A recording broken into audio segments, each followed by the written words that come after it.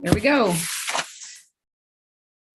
All right, so we are now live, and I'd like to welcome everyone to the March 2nd Subcommittee for Workers' Compensation of the Economic Matters Committee. We will be taking up two bills today, House Bill 501 and House Bill 614. As we begin our discussion, I will ask Ms. Erica White to give us a rundown of each bill with the primary question in mind of what problem is this bill trying to solve? Ms. White. Good morning, everyone. So House Bill 501 is our first bill on the agenda this morning. This bill authorizes the Workers' Compensation Commission to order a fee of up to $2,000 be paid for legal services rendered on behalf of a covered employee if no compensation other than a medical benefit is payable to the covered employee. Workers' Comp Commission may order the fee to be paid by one, the covered employee, the employer or its insurer, a self-insured employer, or the uninsured employer's fund.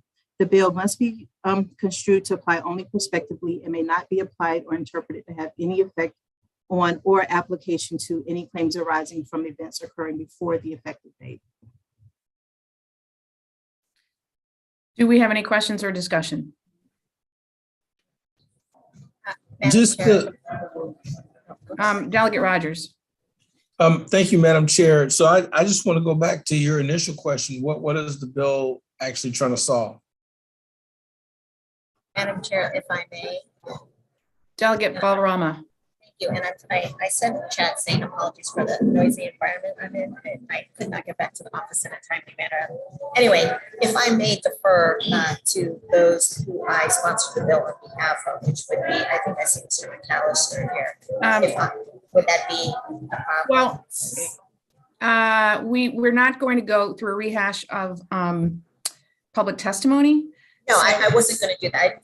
Delegate Rogers had a question, and I just wanted Mr. McAllister in his brevity to answer.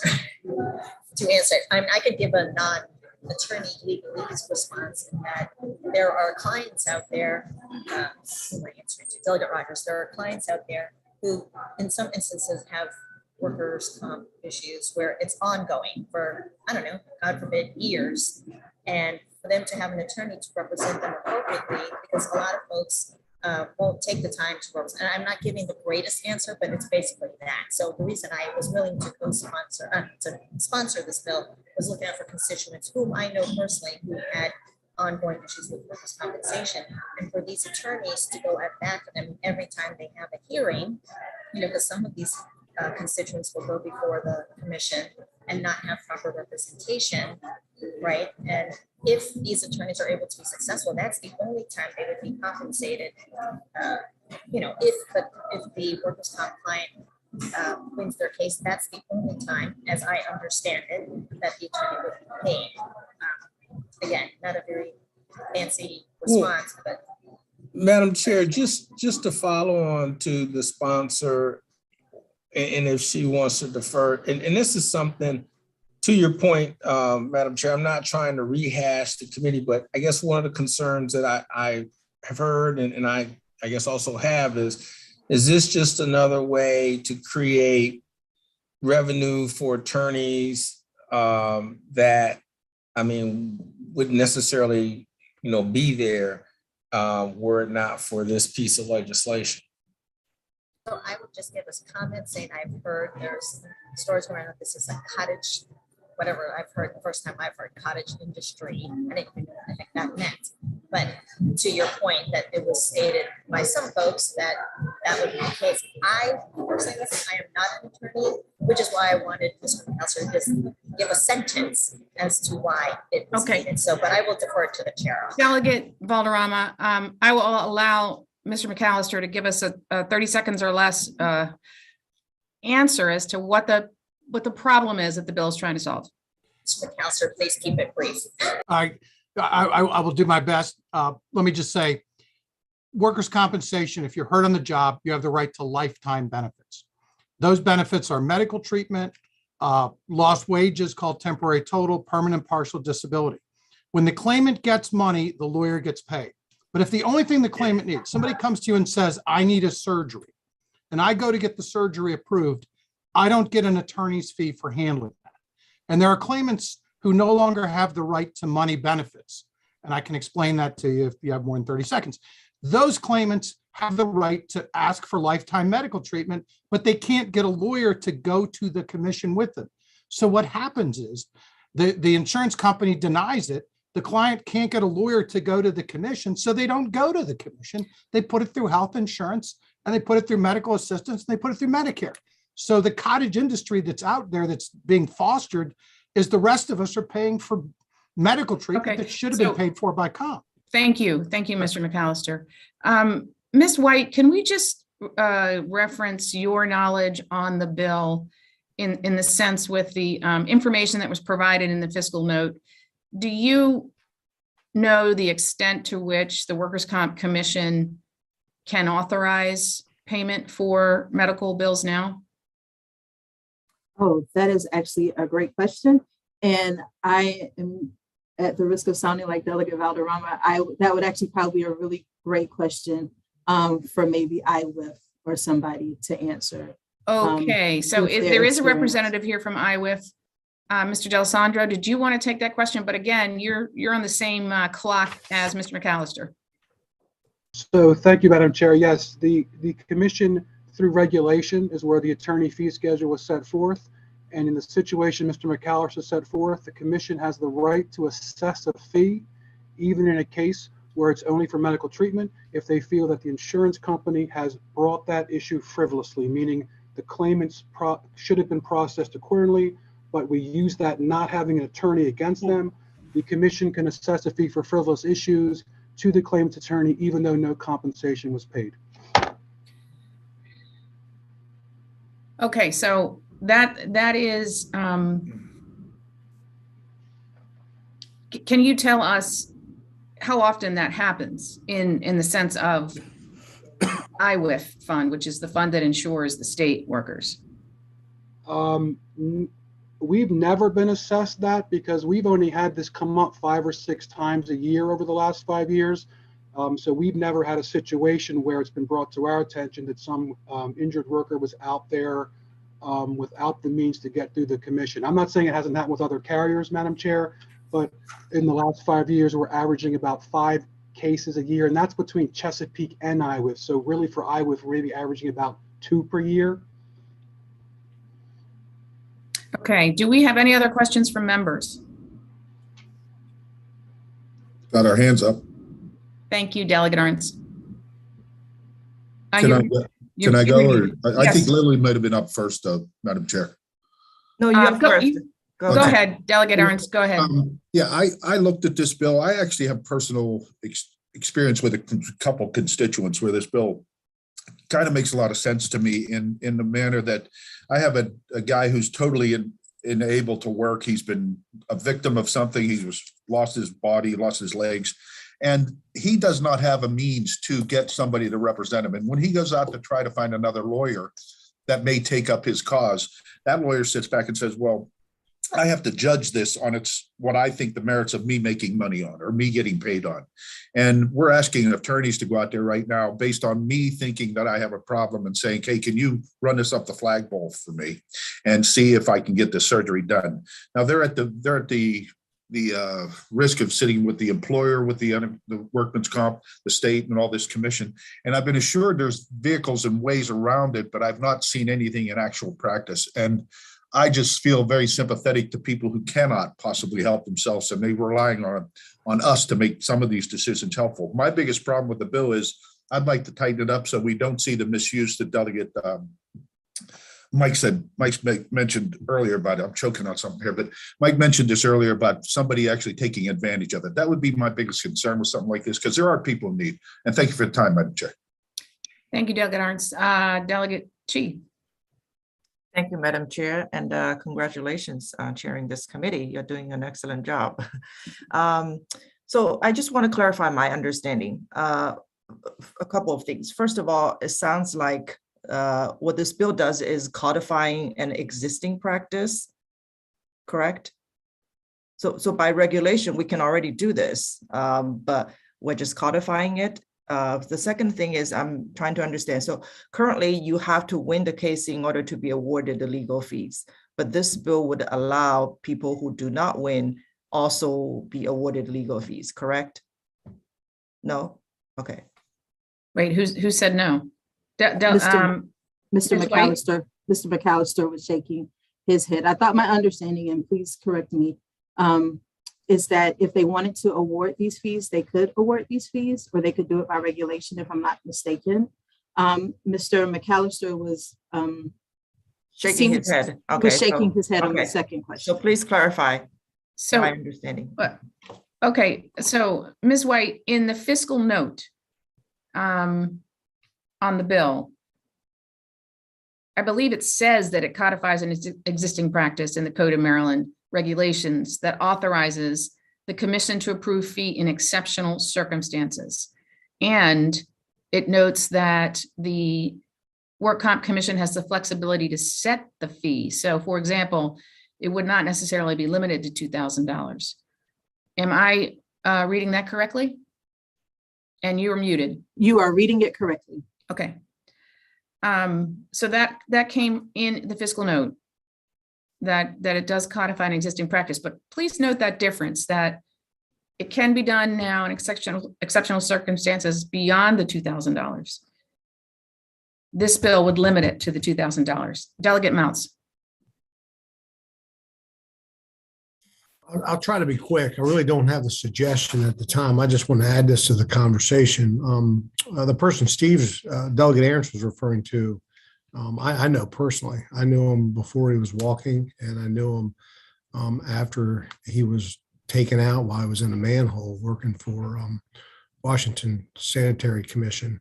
I know I've got a couple other personal cases, and I just don't know the best way to improve this bill. I know it's a very serious issue, and I don't know. I mean, I thought about this. So the attorney who takes that initial fee is not obligated to pursue or continue to represent that person. So they have the first set of dealings, and then there's no follow up and no other representation for these folks, and I just don't know how to tighten up the bill, but I mean, it is a real serious problem. And that's not just one case. I mean, there's many of them. I don't have anything to add. I just want to share that for the other members, so you know where I am on this bill. Thank you, Delegate Mounts. I would ask Delegate Mounts and Delegate Aaronson if your constituents went through the process with Workers' Comp Commission and were denied lawyers' fees on the medical claims, or whether they just didn't get to that point. He claimed he used his attorney to do that. I can possibly verify that. John, you might have a better chance at verifying that with him quickly.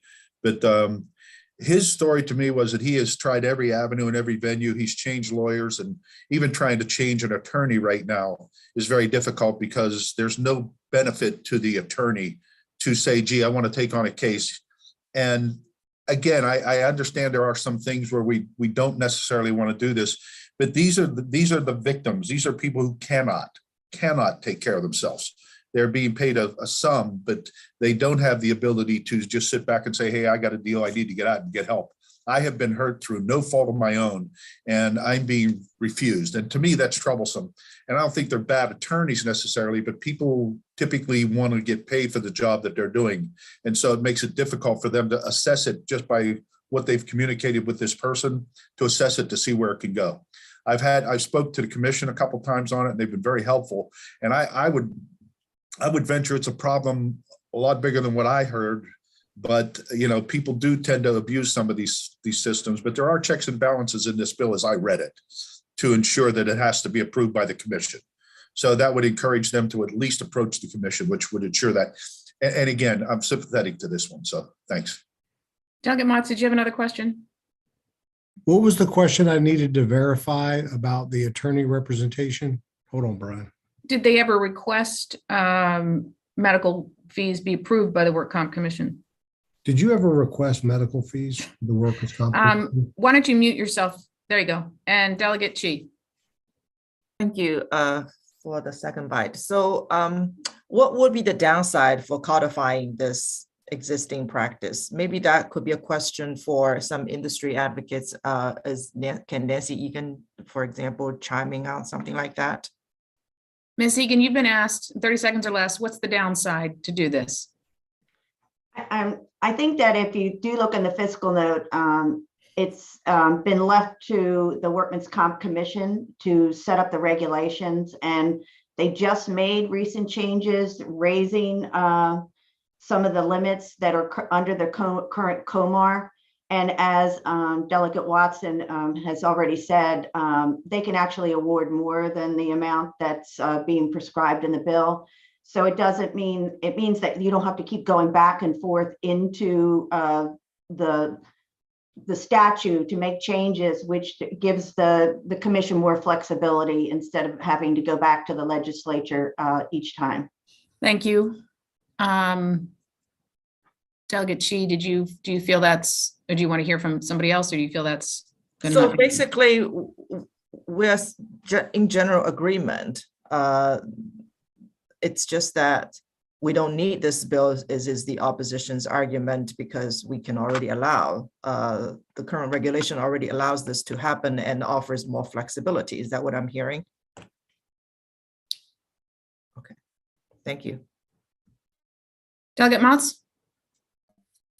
What if, what would be the response if we were to limit the ability to change lawyers, say, one time? To add that, would that change the dynamic of the bill? To allow one change in lawyer? I did have a chance to talk to Brian. His case is extreme. He does have a lawyer. His lawyer is representing him. He is unsatisfied, which is probably the case if, in retrospect, with the cases I've dealt with the client is not satisfied. And I'm sure you run into this all the time in workers' comp, because there's no happy ending in these situations. And I think the issue is that we want to be, our lawyers not doing our jobs. We want to change. The bill, as I understand it, would allow the claimant to change lawyers, and the lawyers wouldn't receive more than $2,000. Is that correct? Yes. And so what would be the response if they were allowed to change one time? Delegate, Ms. White, do you have any input or suggestions here? So just a thought, in limiting their ability to change lawyers only one time, the reason why someone could change an attorney, there's a multitude of reasons why a person might decide they don't want to stay with one particular attorney. And so this, is clearly a policy call. But in just thinking through some of those reasons, they may or may not be related necessarily to just, the outcome of this one particular case. It might be personality issues. It could be other issues. And so there could be downsides for just limiting it to one time changing if the reason the client decides to get a new attorney is something outside of this realm. So that's just one particular thing to think about. Okay, we're close to the end of our time for this bill. Does anyone have a motion? I'd like to move favorable. Do we have a second on that?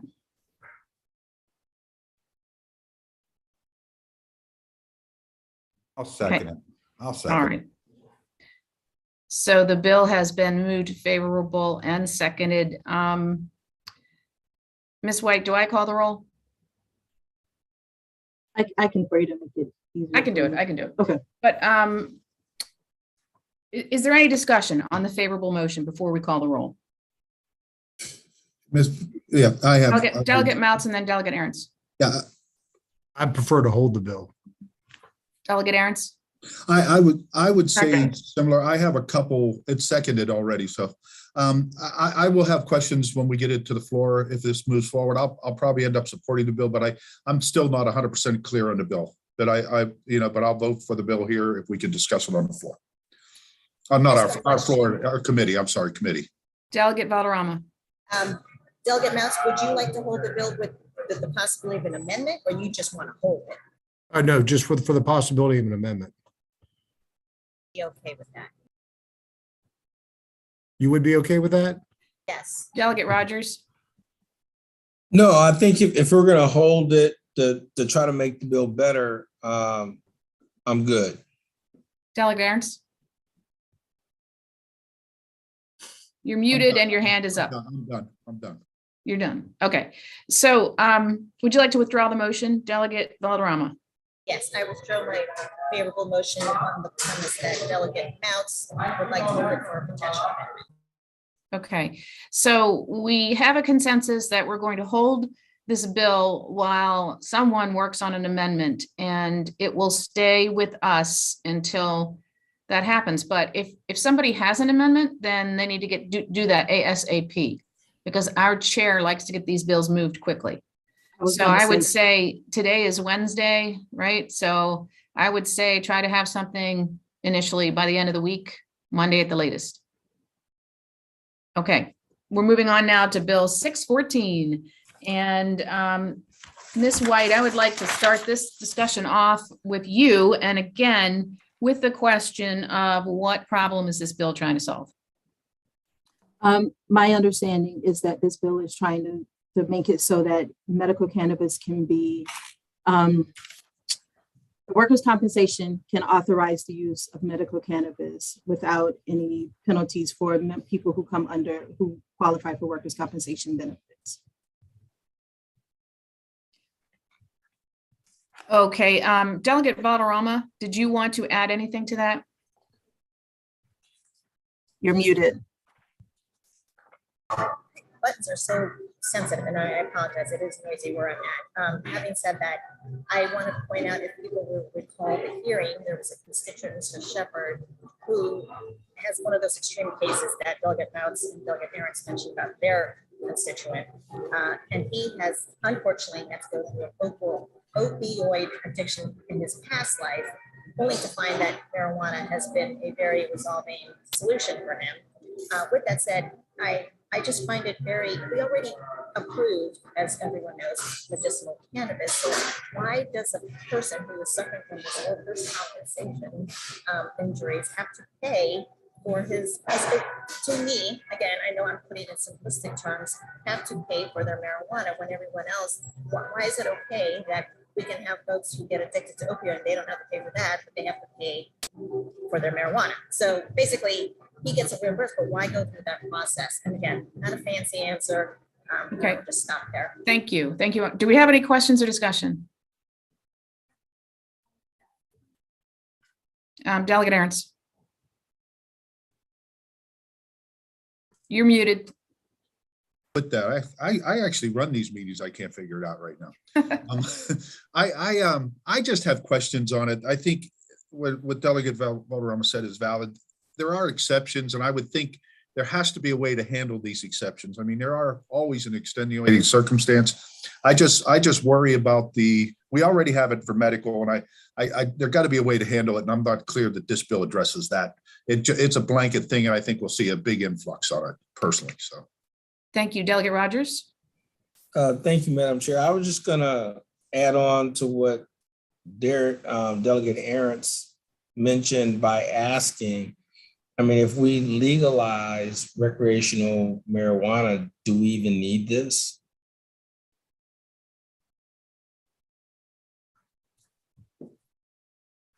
Interesting. I'm referring to Erica. Well, I was going to ask the sponsor, but Erica can address it too. Either one, I'm fine. But Delegate Rogers, I think the question is who pays for it? Am I right? Delegate Valderrama? So as I replayed his question in my head, I still think we need it. And now the reason I defer to Erica is because she's an attorney and I am not. But having said that, just because if recreational passes, correct what the chair said. It is about the payment process, the reimbursement process. And what I forgot to mention, if it's any supportive information for the members on the subcommittee, Carl Almond, who is the chair of the commission, provided written testimony for the hearing in support. So I don't know if that makes a difference or. All right, thank you. And Delegate, I see Delegate Chi, then Delegate Impialaria, then Delegate Mounts, okay? Thank you, Madam Chair. My question is more related to the timing. I think it's somewhat related to Delegate Rogers' point, which is with this current movement in the legislature regarding recreational marijuana, I know, because I personally have been selected to serve on the work group, once the voters say yes, then we have to work out a package of bills to figure out all the details of how to be implemented and who should benefit from this legalization and all of that. I would say the timing probably is not perfect to move now, just as a one single bill.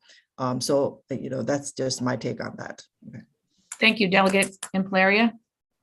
Yeah, my problem with it is that you're prescribing marijuana, stays in the system for a long time. You can't operate equipment. So once you're prescribed that marijuana, you can't even go back to the job, even if you could. And we haven't solved those problems with it yet.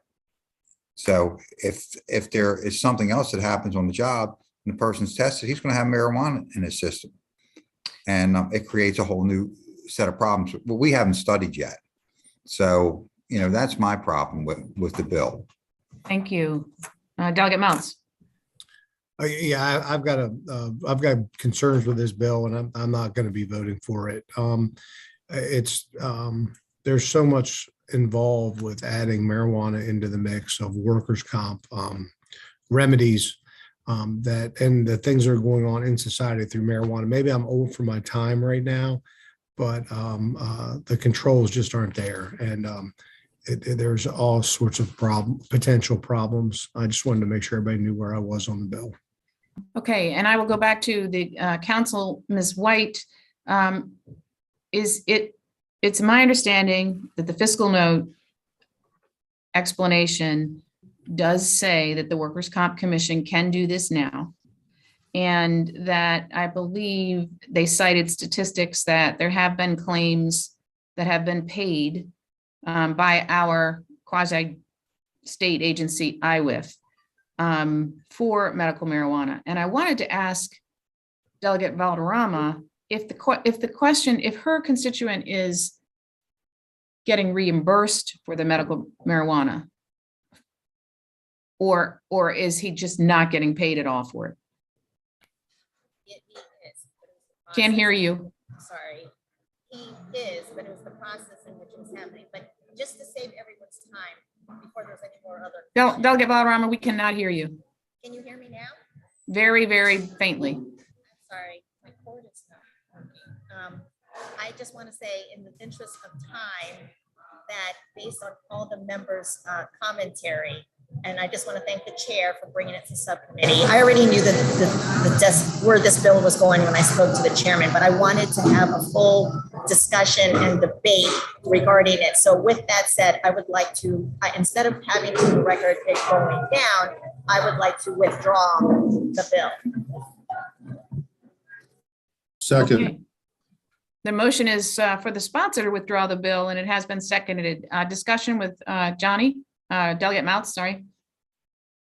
He's okay, he says, I think. Yeah. I was going to vote yes. Okay, so with that, we'll just take a consensus vote. All those in favor of allowing the bill to be withdrawn? Aye. Aye. Anybody against? Okay, so we have withdrawn that vote. So we have withdrawn that bill, or we will send that recommendation to the committee to withdraw the bill. So we still have 501 on our agenda, and we will be looking for an amendment from that very soon. I want to thank everyone for being here, and stay tuned to your email for our next meeting. Thanks so much. See you at 1 o'clock. I think Oh, do we Delegate have a Rogers- question? Any I questions? did. I wanted to ask the sponsor for the other bill, Delegate Valderrama, was she happy with just the discussion for the other bill as well? And then, no. Hey, just asking. Thank you. Yeah, we're sticking with the plan. We'll look for an amendment. Thank you. Thank you, Madam Chair. Thank you.